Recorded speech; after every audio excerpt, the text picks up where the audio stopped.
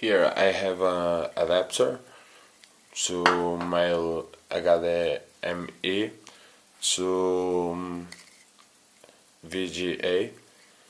So sometimes you have like a projector and you can't put it on your computer because you only have I got HD.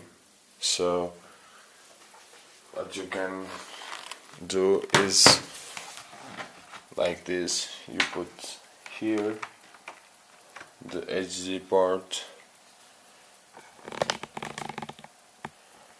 and then you can put the VGA here and attach the screws here, and it works. Some of them doesn't work, but this one works.